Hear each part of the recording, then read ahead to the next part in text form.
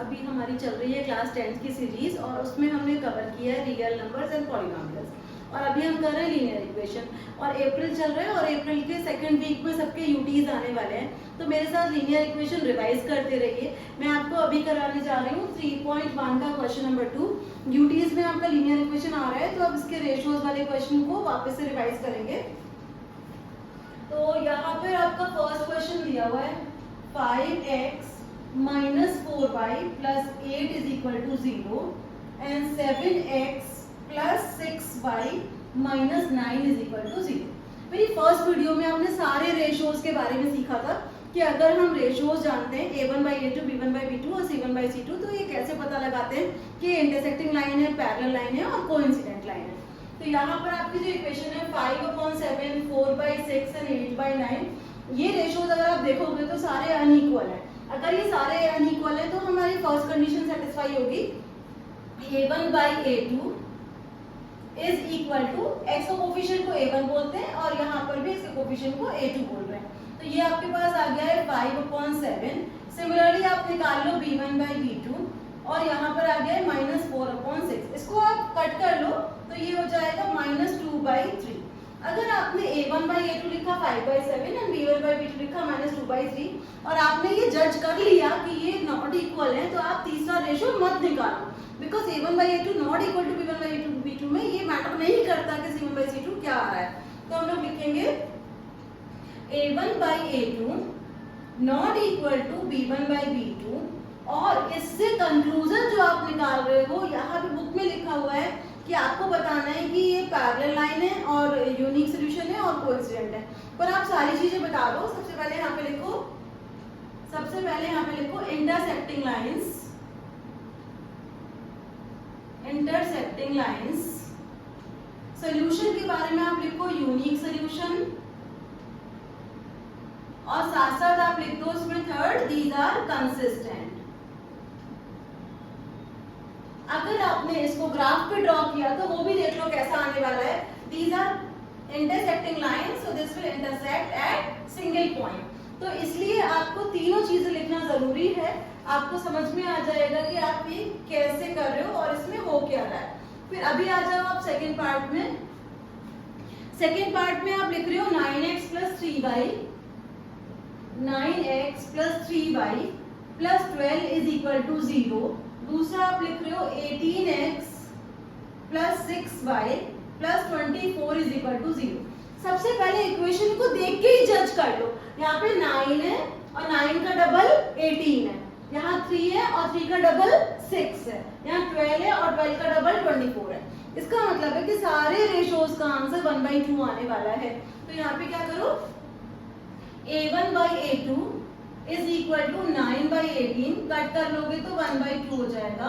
फिर b1/b2 ले लो, this is 3/6, इसको भी कट कर लो तो 1/2 हो जाएगा। फिर c1/c2 ये आ रहा है 12/24, इसको भी कट कर लो, ये भी 1/2 हो जाएगा। इसका मतलब है a1/a2 equal to b1/b2 is equal to c1/c2। इसके क्या क्या रिजल्ट होंगे? सबसे पहले तो ये होंगी number 1 coincident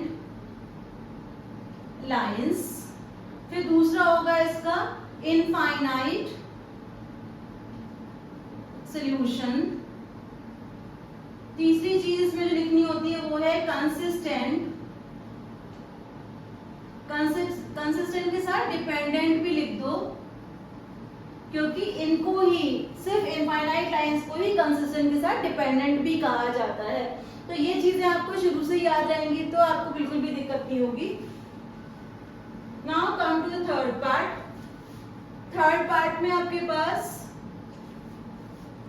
6x minus 3y plus 10 is equal to 0, 2x minus y plus 9 is equal to 0। यहाँ के रेशियोज को पहले से जज कर लो। ये है 6/2, अगर कट करोगे तो 3/1 आएगा, -3/-1 ये भी आपका 3/1 हो जाएगा। अगर y के पास कुछ नहीं है तो इसको 1 माना जाएगा। फिर ये है 10/9। तो आपको ये पता चल रहा है कि पहले दो रेशियो तो इक्वल है और तीसरा नहीं है और ये कंडीशन होती है पैरेलल लाइन की। तो सबसे पहले ये समझ ही लो और उसके बाद लिखना शुरू करो रेशियोज को। तो यहाँ पर निकालो a1/a2 इज इक्वल टू 6/2, इसका आंसर आ रहा है 3/1। फिर निकालो b1/b2 इज इक्वल टू -3/-1, तो ये जाएगा 3/1। c1/c2 आ रहा है 10/9। ऑब्वियसली ये नहीं है a1/a2 और b1/b2 के बराबर, तो आप लिखने वाले हो a1/a2 equal to b1/b2 but not equal to c1/c2। ये कंडीशन होती है। अब इतनी बार जो आपने पहले वाली वीडियोस में सीखा है, अगर यही 3 कंडीशन है सिर्फ और ये इनको बार बार रिवाइज करते रहोगे तो एग्जाम में याद हो जाएगा। तो इसमें हम यहाँ पे लिखने वाले हैं पैरेलल लाइंस, इसमें लिखने वाले हैं अगर ये पैरेलल लाइंस है तो इनका कोई सोल्यूशन नहीं होगा, नो सोल्यूशन। और सिर्फ यही वाला एक पेयर होता है जिसको हमें लिखना होता है इनकंसिस्टेंट। अच्छा, अगर आपने इसका फिगर बनाया तो कैसा बनने वाला है, मैं आपको दोनों का ही दिखा देती हूँ। अगर इसका फिगर बनाया तो कैसा बनेगा, it will look like a parallel line. अब इसका कैसा बनेगा कोइंसिडेंट का, यहाँ से एक लाइन जाएगी उसके ऊपर ही दूसरी लाइन जाएगी, और इसका तो मैंने बताई थी आपको कि ये यूनिक सोल्यूशन है। तो इसका फिर से बना देती हूँ unique solution. Unique solution, coincident line, parallel line. I hope कि आपको ये तीनों कंडीशन याद हो गई होंगी। जैसे आपने क्वेश्चन नंबर 2 किया है, एग्जैक्टली सेम क्वेश्चन नंबर 3 करेंगे हम लोग। तो आप पहले ये देख लो, अगर इसमें कोई भी डाउट है तो प्लीज आप मुझे कमेंट करके बता सकते हो। जब तक आप मेरे साथ थर्ड क्वेश्चन करोगे तब तक आप अपने आप थर्ड क्वेश्चन को लगा के देखो, और फिर मैं आपको नेक्स्ट वीडियो में थर्ड क्वेश्चन करना सिखाऊंगी। Keep practising.